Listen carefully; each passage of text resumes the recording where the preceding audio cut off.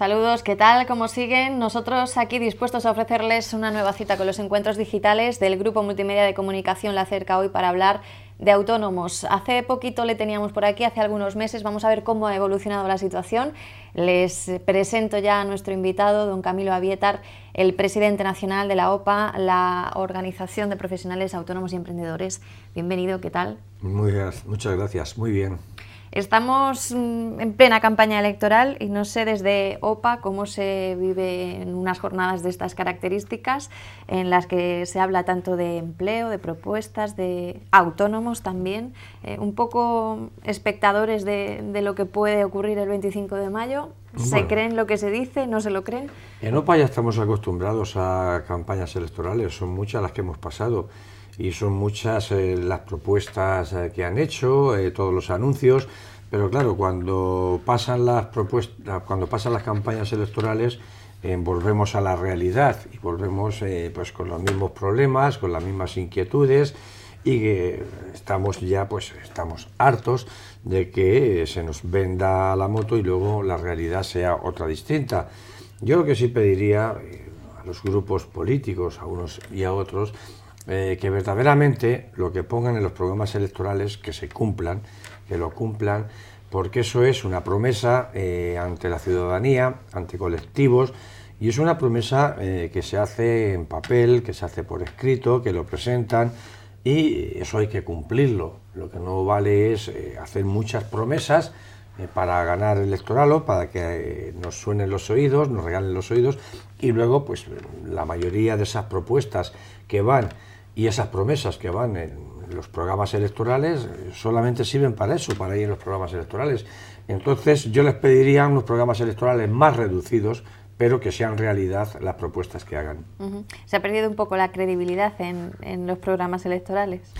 Pues sí, hemos perdido esa credibilidad porque vemos tantos unos como otros que al final muchas propuestas, pero lo único que les interesa son las campañas electorales, lo único que les interesa es ganar elecciones, pero después la realidad es lo que decía, volvemos a la realidad, volvemos a la normalidad y seguimos con los mismos problemas. Estamos en el 2014 y estamos hablando todavía de problemas de hace 20 años, es decir, en 20 años han pasado muchas elecciones, muchos programas electorales, y si cogemos los programas vemos muchas de las reivindicaciones que venimos haciendo durante 20 años y siguen todavía sin resolver. Entonces les pediría que en vez de gastarse tanto dinero en programas electorales y gastar tanto dinero en esas publicaciones, que lo hagan más reducido, que ahorrarán dinero y que sean más concretos a la hora de hacer esas propuestas. Los diferentes partidos están ahora mismo haciendo campaña, precisamente presentando a los ciudadanos el contenido de esos programas electorales.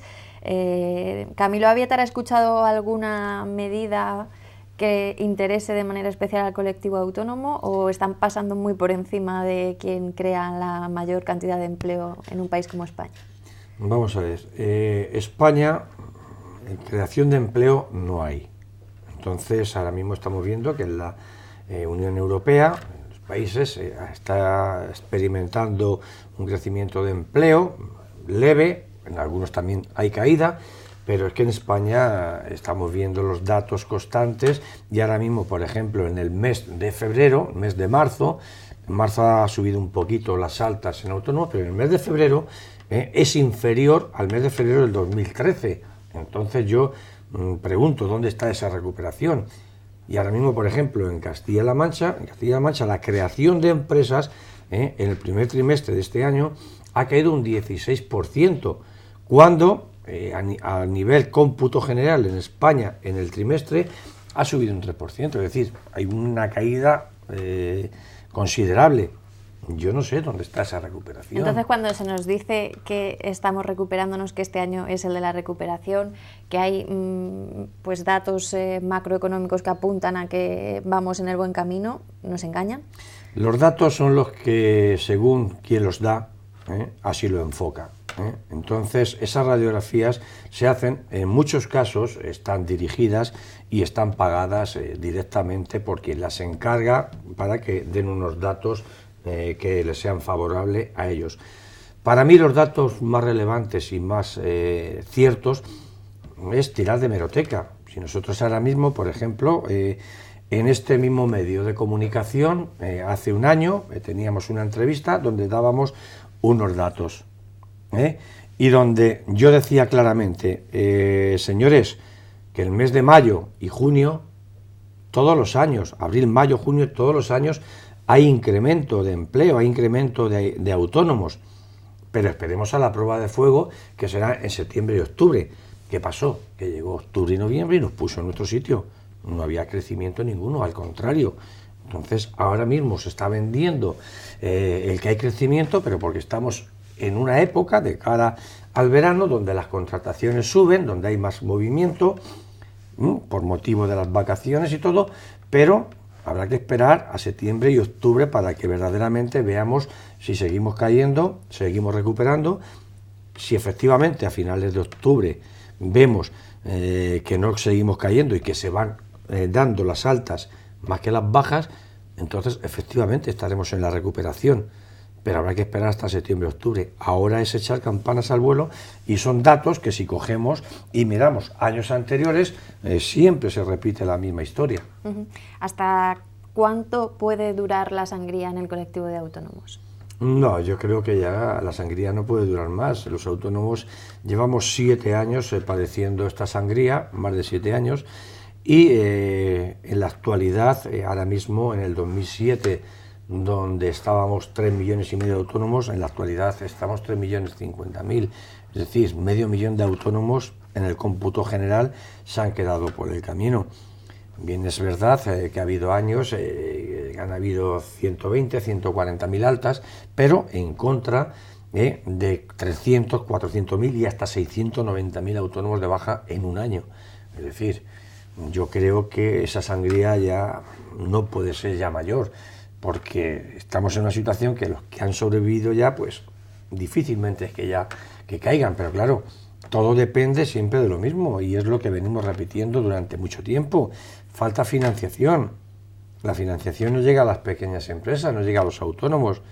Es que no solamente las pólizas de crédito, la línea de descuento, los préstamos, es que nada de nada. No se está mejorando nada en este sentido, porque hace algunos meses, un par de meses, venía, por ejemplo, el consejero de Hacienda aquí a Albacete, don Arturo Romanilla, aseguraba que el acceso a financiación en las pymes en Castilla-La Mancha poco a poco estaba mejorando en sus condiciones. ¿No se está dando esto? Pero debería decir cuántas son las operaciones que aprueban y cuántas las que deniegan, que eso no lo dicen, porque más del 90% de las operaciones son denegadas. Entonces, si eso da financiación a las empresas, que venga Dios y lo vea. Y además, si vemos esas operaciones que se conceden, son operaciones muy concretas y a gente muy concreta. Es decir, esas operaciones no están llegando, esa financiación no está llegando. El ICO, el dinero que el Gobierno central está destinando a través del Instituto de Crédito Oficial, no llegan porque al final quien tiene la última palabra son las entidades financieras y son precisamente quien pone 40.000 trabas y piden 40.000 garantías para poder acceder a esos créditos. Precisamente estas entidades financieras que en los años de bonanza económica repartían el dinero sin garantía de recuperación ninguna. Por ejemplo, este problema se mantiene como histórico, el del acceso a la financiación. Otro que también se ha venido dando en los últimos años, no sé cómo está ahora mismo. ¿Cómo está el nivel de morosidad de las administraciones con respecto a los proveedores, con los autónomos? El nivel de la morosidad con las administraciones ha mejorado más. Se ha recuperado en torno a más de 1.500 millones de euros que han pagado las administraciones, pero la administración que más puntualmente está pagando es la administración central, el gobierno central. Las comunidades autónomas son las que más tardan en pagar, están pagando a un promedio de 128 o 140 días, y los ayuntamientos que están pagando a un promedio de 98 o 100 días. Pero ahora mismo en los autónomos, en el colectivo de los autónomos, el porcentaje mayor, quien les debe son los ayuntamientos, es el mayor deudor. Hablábamos de esa progresividad en la situación de los autónomos en cuanto a número de bajas, etcétera. Pero hay un dato que me llamaba la atención y es que los autónomos extranjeros parece que no entienden igual la crisis que los nacionales y han incrementado en España su número un 33% en los últimos años. Efectivamente. ¿Cómo entendemos esto? Vamos a ver, esto tiene una fácil lectura. Al no haber mercado laboral, ahora mismo que no hay salida al mercado laboral porque no hay oferta pública ni oferta privada, la única salida al mercado laboral es el autoempleo, es darse de alta de autónomo. Y muchos de estos extranjeros son personas que se han quedado sin trabajo en la empresa que trabajaba, bien en la construcción, hostelería, y la única salida al mercado laboral que tienen es autoemplearse. De ahí es donde este porcentaje que ha subido, porque en el RETA estos últimos años, como bien decías, ha bajado, pero sin embargo el colectivo de los extranjeros ha subido.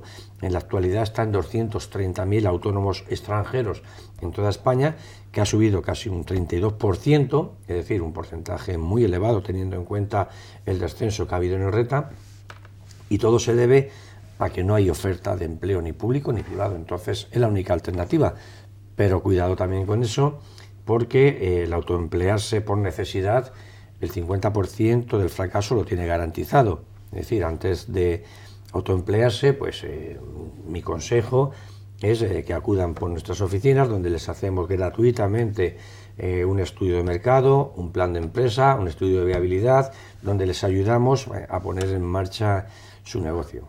Estamos cayendo en el error de pensar que en todo el paraguas que abarca lo de emprender se puede soportar todo, que el futuro del país o que la viabilidad del país depende únicamente del autoempleo ahora mismo. No, vamos a ver, el autoempleo, el emprendedor, que es la palabra de moda que se ha puesto en los últimos años, el emprendedor es autónomo, porque para darte de alta te tienes que dar de alta como autónomo, no hay ningún régimen para darte de alta como emprendedor.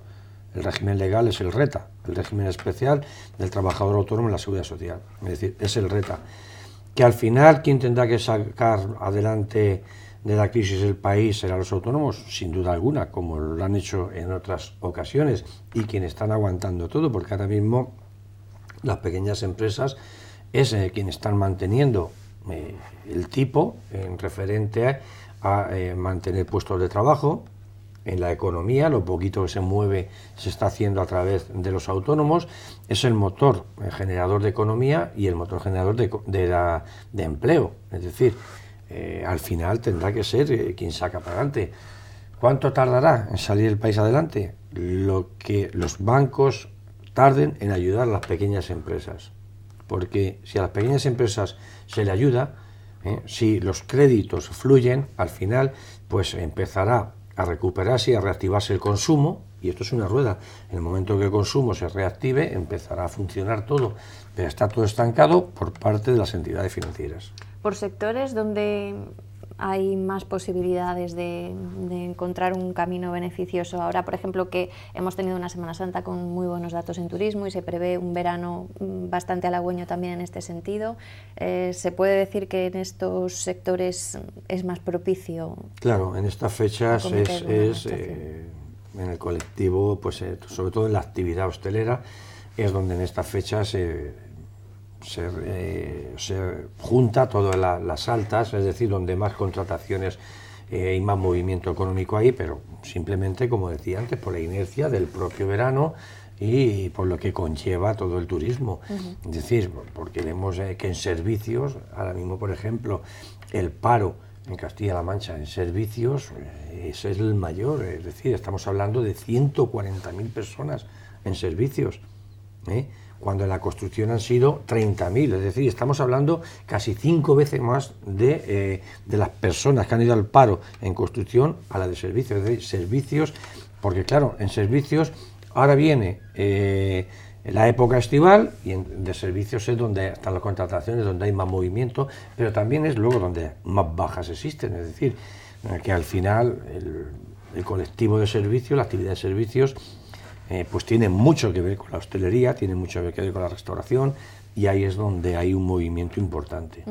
En ciudades como Albacete, donde el comercio tiene un peso específico, ¿qué le parece si se están dando las actuaciones que se están dando para intentar protegerlo? Ahora, por ejemplo, tenemos luz verde al plan de apoyo a la competitividad del comercio minorista por parte del Consejo de Ministros. Os quejabais de que el año pasado no había sido suficiente, que había tenido lagunas. En este año, ¿qué esperáis que se contemple? Pero me gustaría que esa medida me dijeses ¿en qué beneficio se traduce para el comercio? ¿En qué, le va, ¿en qué le va a ayudar al comercio? Claro, es que es lo que decimos siempre, son medidas, pero que al final vemos que el comercio de Albacete está muerto. Cuando Albacete ha sido una ciudad de comercio tradicional por excelencia, venía mucha gente de fuera aquí a visitar nuestra calle mayor, nuestra calle ancha, a visitar el comercio tradicional de Albacete porque tenía un comercio de calidad. Y el comercio está muerto. ¿Qué medidas concretas desde OPA piden que se integren en favor de este sector? Necesitamos una ayuda al comercio tradicional porque al final el comercio tradicional es quien reinvierte todo su beneficio y sus ganancias, lo reinvierte en sus localidades. Es decir, si el comercio funciona, puede contratar, puede hacer reformas, es decir, es el movimiento de esa rueda que decía que se tiene que poner en marcha. Si no hay medidas de apoyo para el comercio, para que se modernice, para que se actualicen, para que haya acciones concretas, para que sea ahora mismo que invite a pasar a un comercio, es decir, todo eso pues lleva una serie de condiciones y una serie de actuaciones que tanto por parte de la administración local, autonómica y central las tienen que aunar esos esfuerzos para que el comercio sea atractivo, para que el comercio no se quede en un escaparate ahí en el cual no invite a pasar, donde hacer actuaciones concretas, donde hayan todos los comerciantes vayan a la vez que hagan unos sorteos que sean verdaderamente atractivos para que la gente pueda participar, que hagan fiestas, es decir, es poner imaginación y muchas veces no estamos hablando de costes económicos excesivos, al contrario, simplemente de trabajo, de calentarnos un poquito la cabeza y trabajar, porque el comercio tradicional lleva 40 meses consecutivos dando pérdidas, 40 meses consecutivos. Desde luego los que están abiertos son unos héroes, como antes comentaba Manuel. Son unos héroes porque aguantar 40 meses consecutivos con pérdidas, ahora vienen 2 meses, como es abril y mayo, que se mueve un poquito y dicen, el comercio está bien, el comercio está dando beneficios, pero ¿en qué se basa usted? Coja los 40 meses anteriores y me dice usted qué beneficios están dando el comercio tradicional. Es decir, un comercio en el que está al menos 0,3%, es imposible. Ahora mismo para generar empleo y riqueza sabemos que hay que crecer por encima de un 2% y eso está muy lejano de la realidad. Cuando se dice que hasta 2017-18 no se van a recuperar los niveles de empleo que teníamos en el pasado, ¿qué se le viene a la cabeza? Los niveles de empleo que teníamos en el pasado, yo creo que habrá que llegar al 20 y a lo mejor no los recuperamos o más. Es decir, yo lo que me gustaría, porque claro, el decir ahora mismo si yo estuviese en campaña, estuviese representando un partido, estuviese en campaña, diría no, nosotros que nos comprometemos que el año que viene vamos a generar 400.000 puestos de trabajo. Vale, pero como eso se ha hecho en campaña. Pero como el papel lo aguanta todo, pero después esa persona si no ha cumplido con lo que ha prometido a la ciudadanía, lo que debería hacer es coger y retirarse de las listas y apartarse porque ha engañado a la ciudadanía. Y estamos hartos de que nos engañen, pero el papel lo aguanta todo, como decía antes. La verdad que sí. OPA reclama ahora mismo formación diferenciada para los autónomos en situaciones precisamente como estas que tenemos de crisis para que tengan más posibilidades, pero ¿es tan complicado que se pueda dar esta formación diferenciada?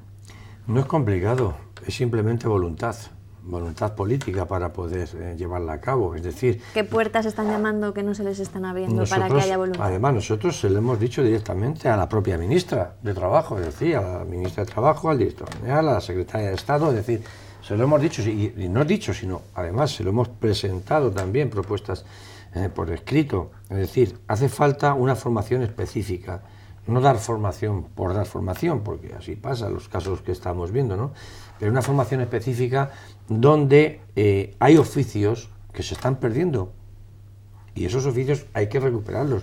Oficios artesanales, como es un carpintero, un buen ebanista, como puede ser un buen forjador, como puede ser es decir, un electricista. Hay oficios que hay que recuperarlos. Y esos oficios, la única forma que se puede recuperar es dando una formación específica. ¿Por qué? Porque al empresario no le puede costar la formación de ese aprendizaje. No puedes coger a una persona y enseñarla tú para una vez que la hayas enseñado se vaya o se establezca. Entonces, es decir, ahí tiene que jugar un papel importante la administración para poder sufragar con los costes de esa formación y preparar a nuestros jóvenes, porque todos no valen para estudiar y otros tampoco tienen medios económicos conforme está la situación para estudiar, porque les han quitado las becas, porque sus padres son trabajadores o incluso están en el paro y no pueden pagar una matrícula de la universidad. Y a lo mejor esa criatura es una eminencia, pero se tiene que quitar de la universidad porque le han quitado la beca y su padre no se la puede pagar. Entonces, ¿dónde está ese nivel de cultura que queremos y esas mentes privilegiadas que estamos desperdiciando? Habría que hacer una reflexión, no solamente los que se nos están yendo fuera, sino los que se tienen que estar saliendo de la universidad por no poderse pagar una beca, no poderse pagar una matrícula. Entonces, a esa gente hay que darle también una posibilidad, que pueda aprender un oficio, que pueda ser mañana pues un artesano o una persona que sepa desarrollar una actividad, un oficio.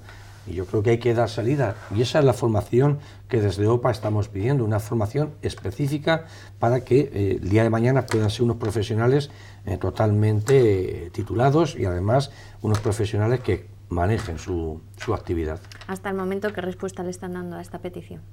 De momento hay algo, se está moviendo algo y yo creo que en breve tendremos una reunión para tratar y debatir ese tema, porque al final tiene que ir por ahí. La formación tiene que ser una formación que verdaderamente sirva para introducirse al mercado laboral, porque no es igual que ahora mismo tú cojas un chaval que haya hecho un curso de formación específica y que, te voy a poner un ejemplo, y que sepa soldar, aunque sean conocimientos básicos, a tenerle que enseñar en tu empresa.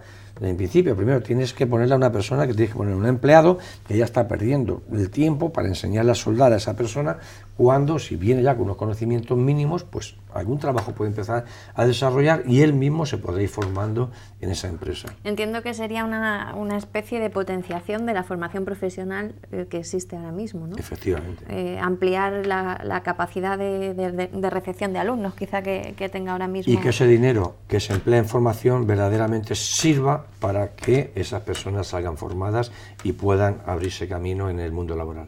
¿Estamos sabiendo reconducir la situación hacia algún modelo concreto de país o vamos un poco a ciegas?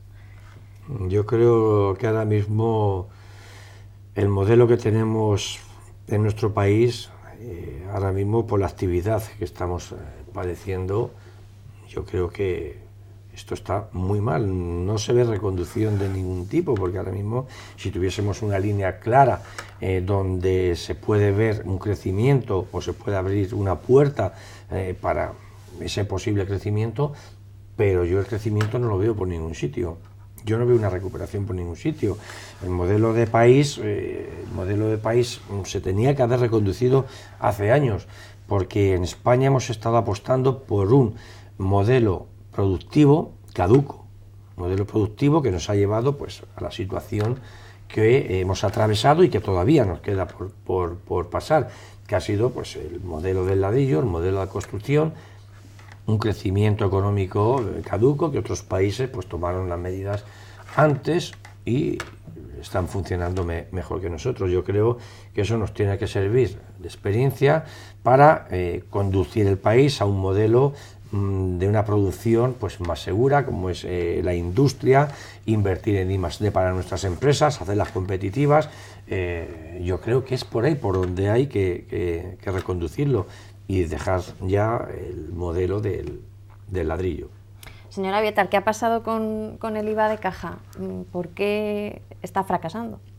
El IVA de caja es un fracaso porque aunque el ministro Montoro dice que es una reivindicación histórica de los autónomos, es verdad que es una reivindicación histórica de los autónomos, pero no se ha hecho el IVA de caja como nosotros pedíamos. Eso también iba en el programa. Eso también iba en el programa, igual que en el programa iban otras cosas que también se han cumplido pues a medias, y no hay cosa peor que una verdad a medias, porque al final es una mentira. ¿Qué pasa con el IVA de caja? El IVA de caja que nosotros siempre hemos pedido es muy fácil y muy sencillo. Tú cuando cobres las facturas liquidas tu IVA. Así de fácil. Así de fácil. Tú no tienes que hacer declaraciones de tus proveedores, de tus clientes y todo, porque claro, al final lo que nos estamos convirtiendo es en unos gestores y en unos administrativos de Hacienda.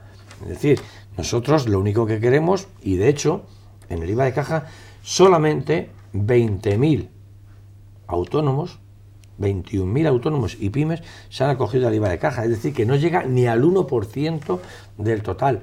Para mí es un fracaso, pero porque las condiciones que piden para acogerse a ello, desde luego, dejan mucho que desear y ponen en tela de juicio muy bien, muchas veces, por la actuación entre empresas, proveedores y clientes. Es decir, nosotros queremos una cosa tan sencilla y tan fácil como es cuando tú cobres tu factura, declararle y hacer tu liquidación. Simplemente. Y no es así. Al final, ¿qué trabas se han ido añadiendo en este asunto? En este asunto, pues sé que tienes que hacer las declaraciones de proveedores, que tienes que hacer las declaraciones de los clientes, y decir, y seguimos como antes, es decir, tú al final lo que estás haciendo también es que le estás dando una información a Hacienda que a lo mejor a tus proveedores o tus clientes no les interesa. Yo creo que es mucho más sencillo y más fácil hacerlo. Es decir, tú has emitido una factura, cuando la cobras haces tu liquidación y punto. Igual que cuando tú les pagues a tus proveedores, ellos hacen lo mismo. Yo creo que es así de fácil. En este momento, ¿cuál es la reivindicación o la preocupación principal de OPA de cara a la protección de los autónomos? ¿Qué queréis conseguir cuanto antes mejor? Financiación. Financiación, financiación y financiación. Y como decía Luis Aragonés, y volver a financiación. Es decir, yo creo que es el punto clave, es la financiación. Mientras que no fluya la financiación en las pequeñas empresas, esto no lo reactiva nadie, porque no hay consumo, al no haber consumo sigue todo paralizado, y entonces ahora mismo que me digan, bueno, es que hay incentivos, hay ayudas para la contratación de personal, pero vamos a ver, ¿para qué quiero yo contratar más personal si la mitad del personal que tengo me sobra? Si lo que quiero es darle salida a mis productos, darle salida a mi actividad y a mi trabajo. Mientras que eso no tenga salida, mientras que esa rueda no se mueva y el consumo se empieza a reactivar, no, para nada vale las ayudas a la contratación, porque es tontería. Si tú ahora mismo estás fabricando un producto, tienes un estocaje de 1.000 unidades y no las vendes, ¿para qué quieres contratar más personal? Aunque te lo regalen, no te lo den, o te lo den el personal a coste cero. Si es que no te... Lo que hace falta es que pueda salir ese estocaje que tengas, puedas tener esas ventas y se empieza a mover la economía. Revitalizar el consumo, que la financiación llegue a las empresas y también a las familias. Y en salarios, ¿qué habría que hacer? Bueno, salarios, de hecho nosotros en España el porcentaje de salarios que tenemos es de la media alta, es decir, nosotros tenemos unos costes de salarios y unos costes de seguridad social altos porque eso ahora mismo es un hándicap para las empresas. Cuando las cosas van bien y en tiempos de bonanza, pues es menos problema, pero cuando la situación va así, que tienes que ir reduciendo y acortando todos los gastos, pues es una carga importante. Ahora mismo en lo que se paga la seguridad social por los empleados es un porcentaje muy elevado y es una carga grande, es decir, se debería de revisar un poquito, bajar un poquito esas cargas para que así fuese más llevadero, y yo creo que incluso pues se podría reactivar de esa manera más la economía y generar más puestos de empleo cuando cuando se reactive el consumo y se dé financiación, porque si no, no serviría para nada. Podría ser una de las medidas a tener en cuenta en esa próxima reforma del sistema fiscal que se está planteando, bajar un poco la presión en los salarios y que incluso pues, lo que se paga a la administración revierta a los trabajadores para que lo inviertan en consumo a su vez, ¿no? Y bajar los impuestos, y bajar el IVA, porque yo hubiese bajado el IVA en vez de subirlo. El IVA del 18 al 21 ha supuesto una subida muy importante, porque ahora mismo la mayoría de las empresas ese 21% limpio no lo ganan. Es decir, y tú estás trabajando para de tu trabajo y de tu facturación darle un 21% a Hacienda, cosa que a ti no te queda limpia. Entonces, ¿quién es la empresa? ¿Eres tú o es Hacienda que se lo lleva limpio? Es decir, el IVA habría que bajarlo para que a todo el mundo le costase menos trabajo hacer facturas y pagarlas. Es decir, de esa manera yo creo que se hubiese recaudado más bajando el IVA al 16% que subirlo al 21%. Yo creo que la gente lo hubiese asumido mucho más. Y luego es que lo que pasa aquí en España no pasa en ningún país. Aquí que todo el mundo pregunte con IVA o sin IVA, eso no se da en ningún país. Todo el país, vamos, lo tienen claro, la visión de tener que pagar sus impuestos. Y eso es sagrado, pero aquí lo primero que te preguntan, ¿lo quieres con IVA o sin IVA? Pero bueno, entonces es un concepto y una mentalidad que hay que cambiarla. Y otro de los problemas principales, y que todavía seguimos 24 años después, es con la competencia desleal, con la clandestinidad. Es decir, nosotros ahora mismo con la economía sumergida hay un problema tremendo, y aquí la administración no le pone el cascabel al gato porque no quiere, porque en vez de triplicarse, como se han triplicado las inspecciones a los autónomos y a los establecimientos abiertos, ¿por qué no lo hace usted con los que están ilegales en vez de con los que están intentando de sobrevivir, que encima va a ver si lo puede denunciar y a ver si le puede echar el pie al cuello, cuando precisamente los que están de ilegales se van de rositas y aquí no pasa nada? Y sabemos con nombres, apellidos y dirección quiénes son esas personas.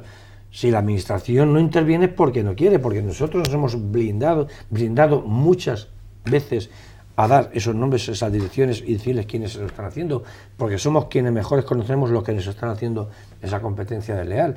Es decir, tenemos esos tres problemas que, como te decía antes, hace 24 años los reclamábamos y 24 años después de pasar 200 elecciones, seguimos con los mismos problemas. Entonces, que no me cuenten de programas electorales. Seguimos encontrándonos cada ciertos meses y el discurso sigue siendo el mismo en los 4 o 5 conflictos. El mismo. Ojalá y la próxima vez que nos encontremos el discurso haya cambiado. Algunas pautas ha lanzado, a ver si le cogen el guante y por lo menos incluyen alguna de esas medidas o consejos en lo próximo a acometer, ya que hay tantas reformas, pues que se incluyan estos aspectos. Le deseo financiación. Es lo que ha pedido.